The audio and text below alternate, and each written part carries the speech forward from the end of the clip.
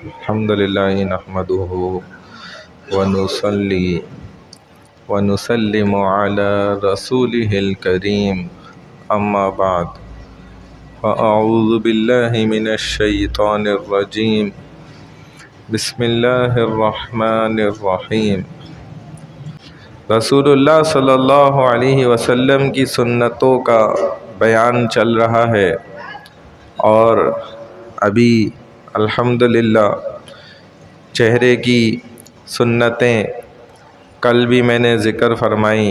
نبی علیہ الصلاۃ والسلام کا کسی دوسرے کی چھینک پر جواب دینا، یہ بھی بہت بڑی سنت ہے۔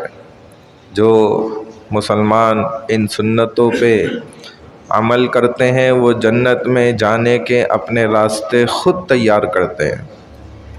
تو اب اذان کا سنت طریقہ ہے، اقامت کا سنت طریقہ ہے، خود اذان دینے کا بھی اور اقامت کہنے کا بھی سنت طریقہ ہے۔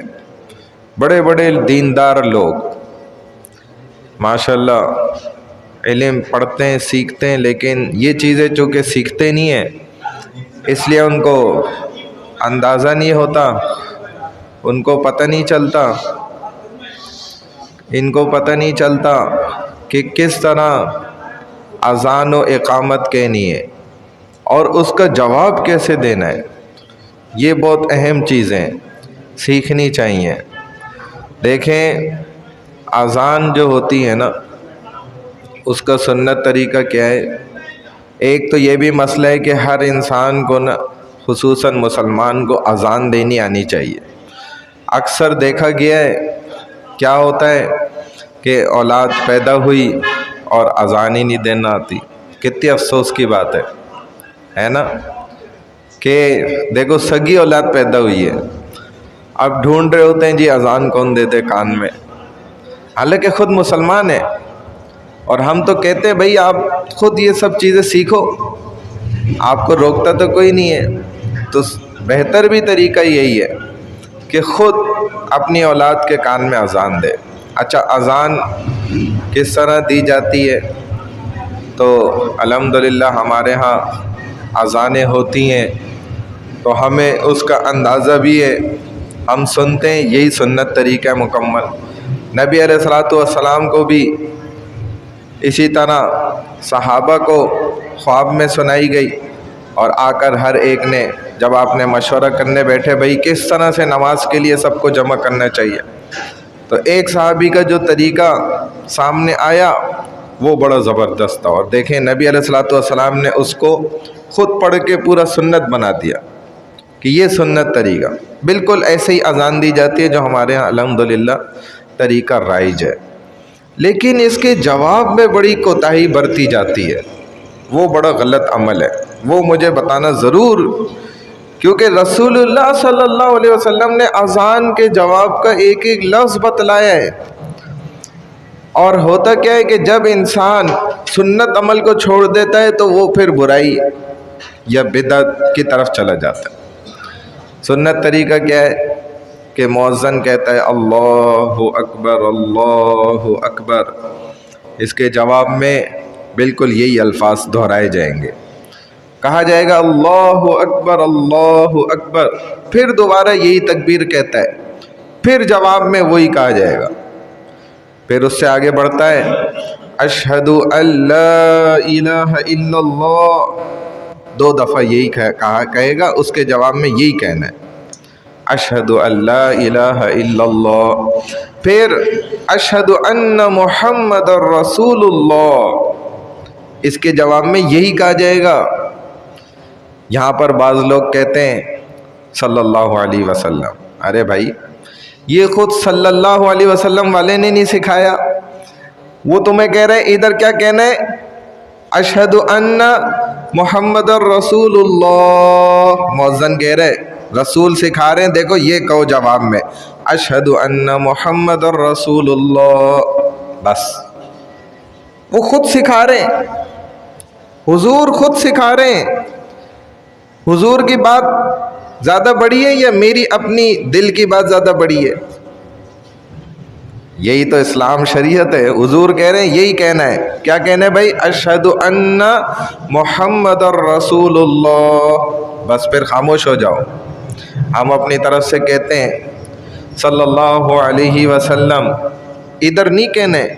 حالانکہ ہم جدھر کہنے ادھر تو ہم خود کہتے ہیں بھائی واجب ہے، نہیں کہو گے تو رسول کی بددعا ہے. کیونکہ یہ پورا جواب خود حضور علیہ الصلوۃ والسلام نے سکھایا ہے، تو وہاں پر جو الفاظ نہیں ہیں وہ ہم نہیں کہیں گے. کیونکہ ہم تو بھائی کس کے سبق پڑھنے والے ہیں؟ اپنے نبی کے. ہم اس سے آگے نہیں بڑھیں گے. قرآن نے بھی منع کیا رسول سے آگے نہیں بڑھو.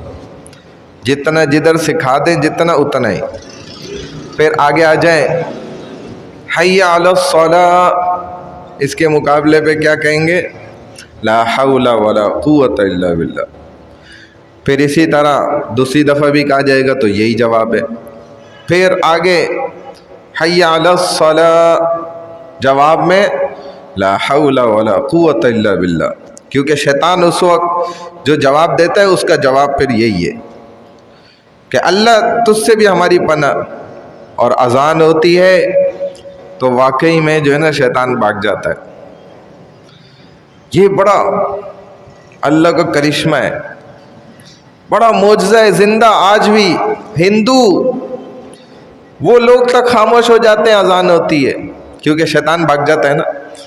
تو ان سے بھی چمٹا ہوا کئی میلوں، جہاں جہاں تک اذان کی آواز جاتی ہے وہ بھاگ جاتا ہے وہاں سے.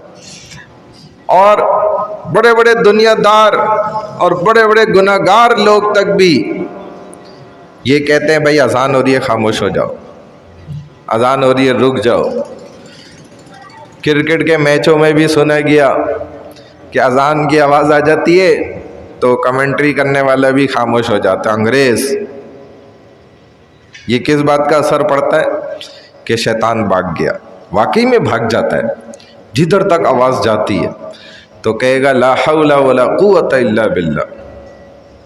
پھر آگے اگر فجر کی اذان ہے تو الصلاۃ خیر من النوم، جب یہ کہے گا صدقت و بررت و بالحق نزلت، بالکل سچ اس نے کہا ہے، صحیح بات اتری ہے، حق بات ہے.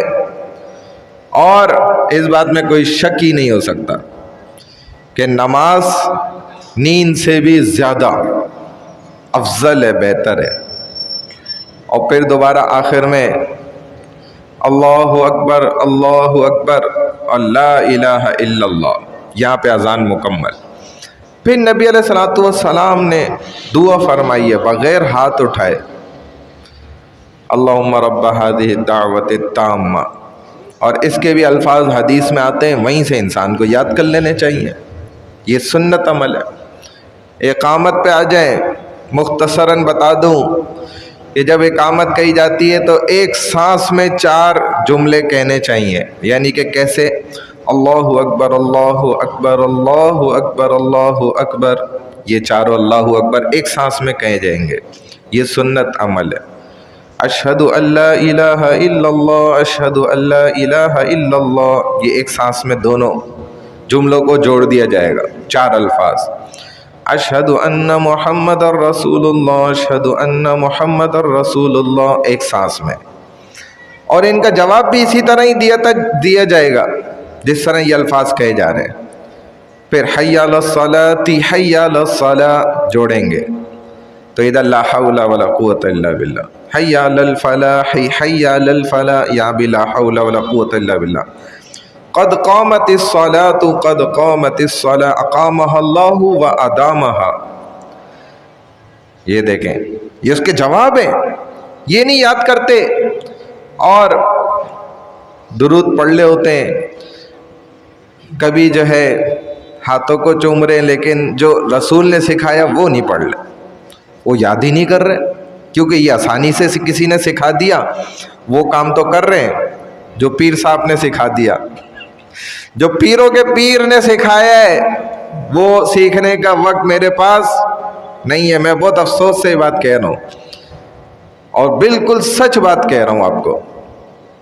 اگر آپ اس بات کو لے لیں تو جو لوگوں نے سکھا دیا نا بس یہ کر لو، تو وہ کیے جا رہا ہوں بس. جو رسول نے سکھایا صلی اللہ علیہ وسلم. آپ نے کیا سکھایا؟ یہ دیکھو، ابھی تک پوچھو تو کلمات آتے ہی نہیں ہیں. یہ یاد کرنے کی چیزیں یہ نبی علیہ السلام نے سکھایا. قد قامت الصلاۃ قد قامت الصلاۃ اقامها اللہ وادامها. ضرور نماز کھڑی ہوگی، قائم کی جائے گی. پھر آخر میں جو الفاظ کہے جائیں گے انہی کا جواب اسی طرح دیا جائے گا. تو بھائی ہم خدا را لوگوں کے دین پہ نہ چلیں، نہ میرے دین پہ چلیے گا. میں صاف کہتا ہوں، آپ نے کس کے دین پہ چلنا ہے؟ رسول اللہ صلی اللہ علیہ وسلم کے دین پہ. اور وہ دین یہی ہے جو ہم کوشش کرتے ہیں پیش کرتے ہیں سامنے، جو حق ہے، سچ ہے.